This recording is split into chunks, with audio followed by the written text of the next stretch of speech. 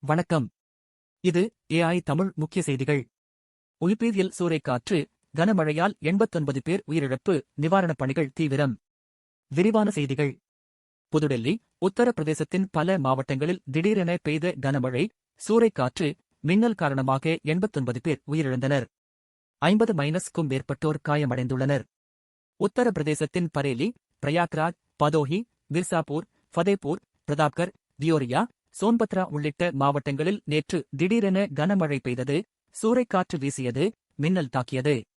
பருவகாலம் இல்லாத நிலையில் ஏற்பட்ட இந்த இயற்கை சீற்றத்தின் போது பலரும் மரங்களின் அடியிலும் மேம்பாலங்களின் கீழும் தஞ்சமடைந்தனர். மிக அதிக வேகத்தில் வீசிய காற்றால் மரங்களும் மின் கம்பங்களும் சாய்ந்தன. ஏராளமான வீடுகள் கடுமையாக சேதமடைந்தன. புழுதிப்புயல் மற்றும் கனமழையால் ஏற்பட்ட பாதிப்புகள் தொடர்பாக நிவாரண ஆணையர் அலுவலகம் வெளியிட்டுள்ள அறிக்கையில் புதன்கிழமை மாலை வானிலை திடீரென மாறியது. புழுதிப் புயல் காரணமாக பார்வைத் திறன் குறைந்தது. விளம்பர பலகைகளும் தகரக் கூரைகளும் கிழிந்து பறந்தன. மிக அதிக வேகத்தில் வீசிய காற்றால் மரங்களும் மின் கம்பங்களும் சாய்ந்தன. இதில் வாகனங்கள், வீடுகள் சிக்கி சேதமடைந்ததோடு போக்குவரத்தும் கடுமையாக பாதிக்கப்பட்டது. இதையடுத்து மீட்புப் பணிகள் உடனடியாக தொடங்கப்பட்டன. இடிபாடுகளில் சிக்கியவர்களை மீட்கும் பணிகள் முடுக்கிவிடப்பட்டன. பலர் மீட்கப்பட்டனர்.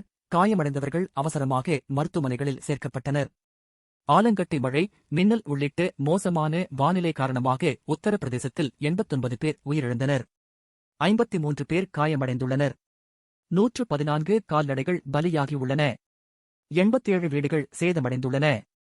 பாதிப்புகளை அடுத்து நிவாரண உதவிகளை உடனடியாக வழங்க முதல்வர் யோகி ஆதித்யநாத் உத்தரவிட்டுள்ளார். பாதிப்புகளை உணர்வுபூர்வமாக ஆய்வு செய்யுமாறும் பாதிக்கப்பட்ட குடும்பங்களை நேரடியாக தொடர்பு கொண்டு அவர்களுக்கு உடனடி உதவிகளை வழங்குவதோடு 24 மணி நேரத்துக்குள் நிதி உதவி அளிக்கப்படுவதையும் உறுதி செய்யுமாறும் அனைத்து மண்டல ஆணையர்களுக்கும் மாவட்ட ஆட்சியர்களுக்கும் முதல்வர் யோகி ஆதித்யநாத் உத்தரவிட்டுள்ளார். மேலும் செய்திகளுக்கு இணைந்திருங்கள். நன்றி.